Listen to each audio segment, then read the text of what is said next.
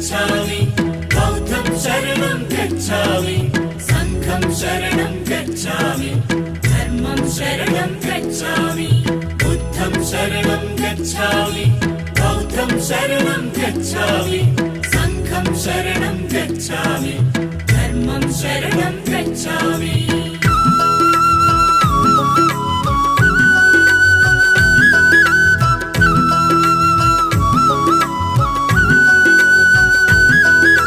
కపిలవస్తు నగరం